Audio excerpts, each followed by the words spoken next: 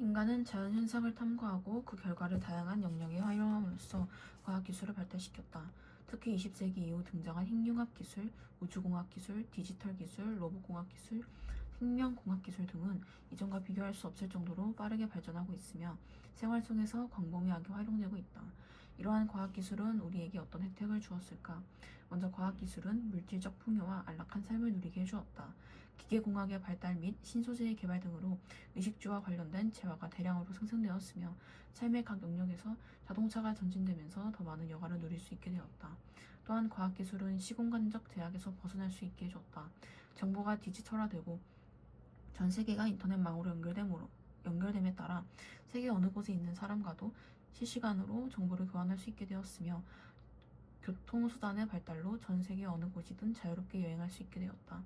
그리고 과학기술은 인간의 건강을 증진하고 생명을 연장해 주었다.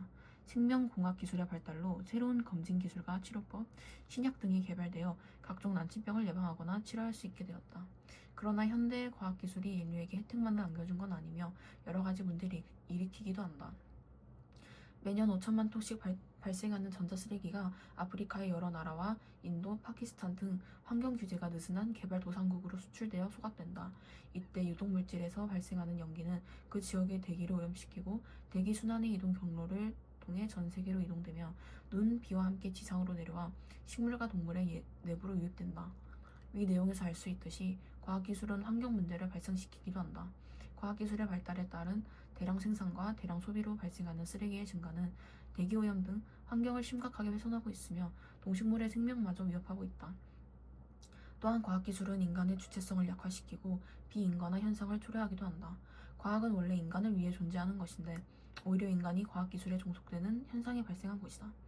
예를 들어 컴퓨터, 휴대전화에 지나치게 의존하거나 생산 현장에서 인간을 기계 부품처럼 여기는 경우가 이에 해당한다. 그리고 과학기술은 인권 및 사생활 침해 문제를 일으키기도 한다. 정보통신 기술이 발달하면서 인터넷을 통해 개인정보가 유출되는 일이 발생하고 있으며 위치 추적 시스템, 감시 카메라 등을 이용해 사람들을 감시하고 통제할 수 있게 되면서 전자정보 파놉티콘 사회의 도래를 우려하는 목소리도 있다. 나아가 과학기술은 생명의 위험성을 훼손하기도 한다. 생명복제와 유전자 조직 등 생명체를 대상으로 한 실험이 등장하면서 생명체가 연구의 목적을 달성하기 위한 하나의 수단으로 여기는 문제가 발생하고 있다. 이처럼 과학기술은 긍정적, 부정적 측면을 동시에 지닌다. 따라서 과학기술의 긍정적인 면만 강조하는 과학기술 지상주의나 부정적인 면에만 주목하는 과학기술 혐오주의는 모두 바람직하지 않다. 과학기술의 바람직한 발달을 위해서는 긍정적인 면을 발전시키고 부정적인 면을 비판적으로 바라보고 최소화해야 한다. 근대 이후 과학기술이 비약적으로 발전할 수 있었던 것은 과학에 관한 종교 간섭이나 윤리적 평가 등 과학기술이 외부의 영향이나 개입으로부터 비교적 자유로울 수 있기 때문이다. 그러나 개인과 사회에 대한 현대과학기술의 영향력이 날로 확대되면서 과학기술도 윤리적 평가와 규제의 대상이 되어야 한다는 주장이 제기되고 있다. 이에 따라 과학기술을 객관적인 사실로 보느냐 아니면 주관적인 가치가 개입된 것으로 보느냐가 쟁점이 되고 있다. 위 대화에서 갑은 과학기술이 단지 객관적 지식의 발견과 활용을 목적으로 하기 때문에 가치 중립적이라고 본다. 반면 을은 과학기술에는 일정한 목적이나 의도가 개입되어 있으므로 가치와 연결되어 있다 본다. 과학기술을 가치 중립적으로 보는 입장에 따르면 과학기술 그 자체는 좋은 것도 나쁜 것도 아니다. 즉 과학기술은 객관적인 관찰, 실험 및 논리적 사고를 통해 지식을 얻기 때문에 주관적 가치가 개입될 수 없다는 것이다. 이러한 주장은 사실과 가치의 영역을 명확하게 나누고 사실을 다루는 과학기술과 가치를 다루는 윤리는 엄격하게 구분되므로 과학기술은 윤리적 규제나 평가로부터 자유로워야 한다는 생각을 담고 있다. 따라서 과학기술자는 자유롭게 연구를 진행해야 하며 과학기술의 결과에 대한 책임은 과학기술을 실제로 활용한 사람들의 몫이라고 생각한다. 반면 과학기술이 가치 판단으로부터 자유로울 수 없다는 입장도 있다. 왜냐하면 과학기술이 정당화의 과정과 달리 발견 및 활용의 과정에서는 가치가 개입된다고 보기 때문이다. 여기서 정당화의 과정은 과학기술이 객관적 타당성을 갖춘 지식이나 원리로 인정받기 위한 과정으로 이때는 연구자의 주관적 가치가 개입돼선 안 된다. 어떤 이론을 증명할 때 연구자 개인의 취향이나 가치 판단이 들어가면 그 이론 자체의 객관성을 확보할 수 없기 때문이다. 그러나 과학기술의 발견과 활용의 과정에서는 가치가 개입된다고 본다. 연구 대상을 선정하고 그 결과가 활용되는 과정에는 개인의 가치관이나 기업의 이익, 사회적 필요, 정치적 목적 등 다양한 가치가 기입될 수 있기 때문이다. 이렇게 볼 때 과학기술의 가치 중립성은 정당화의 과정에선 타당하지만 발견 및 활용의 과정에서는 타당하다고 할 수 없다. 따라서 과학기술은 윤리적 가치에 의해 지도되고 규제되어야 하며 과학기술의 자유 또한 다른 자유와 마찬가지로 자기 정당화의 의무와 윤리적 책임이 뒤따라야 한다. 이러한 주장의 밑바탕에는 과학기술의 본질이 윤리가 연결되어 있다는 전제가 깔려있다. 즉 과학기술이 궁극적으로 지향하는 바는 인간의 존엄성 구현과 삶의 질 향상이라는 윤리적 목적과 연결되어 있다는 것이다. 그러므로 아무리 기획적인 과학기술이라도 그것이 인간의 존엄성과 삶의 질을 향상시키는 데 도움이 되지 않는다면 그 과학기술의 연구나 활용은 중단되어야 한다. 이렇게 볼 때 윤리는 과학기술이 추구해야 할 가치를 제공하며 과학기술이 나아가야 할 바람직한 방향을 안내하는 나침반의 역할을 한다고 볼 수 있다. 현대 과학기술이 전문화되고 개인과 사회에 대한 영향력이 점점 커지면서 과학기술 연구자에게 독점적 지위와 막대한 연구비가 주어지고 있다. 이에 따라 과학기술 연구 윤리의 중요성이 부각하고 있다. 과학기술 연구 윤리란 과학기술 연구 과정에서 나타날 수 있는 비윤리적 문제를 해결하고자 하는 규범을 의미한다. 즉 과학기술 연구자가 정직하고 성실한 태도로 책임 있는 연구를 수행하기 위해 지켜야 할 윤리적 원칙과 행동 양식을 말한다. 다음 신문을 통해 구체적으로 어떤 윤리가 필요한지 생각해보자. 땡땡땡은 간단한 조작만으로 체내의 모든 조직으로 변화하는 스텝 세포 제조법을 국제과학 잡지 네이처에 실어 일본 과학계의 젊은 영웅으로 떠올랐다. 하지만 땡땡땡은 40여일 만에 조작가 표준 연구자로 추락하였다. 네이처에 실린 스텝 세포 사진 3장은 땡땡땡이 전에 자신의 박사 논문에 실었던 일반 줄기세포 사진이었으며 스텝 세포를 만드는 실험 방법을 설명한 내용도 2005년 독일에서 발표한 논문 내용과 일치했기 때문이다. 게다가 과거에 땡땡땡이 제출한 영문 박사 논문 108쪽 중 20쪽은 미국 국립보건원 웹사이트의 내용을 그대로 표절한 것으로 밝혀졌다. 이번 사태로 공동 연구자로 이름을 올린 세계의 유명 학자들은 물론 그녀의 연구를 옹호했던 일본 최고의 땡땡땡 연구소도 신뢰를 잃게 되었다.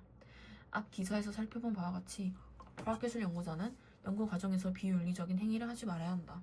왜냐하면 연구 결과물을 거짓으로 만들어내는 날조, 연구 재료와 절차 등을 조작하는 변조, 타인의 생각과 결과 등을 자신의 것으로 속이는 표절 등의 행위는 아무리 사소한 것일지라도 비윤리적인 행위일 뿐만 아니라 사회적으로도 큰 피해를 주기 때문이다.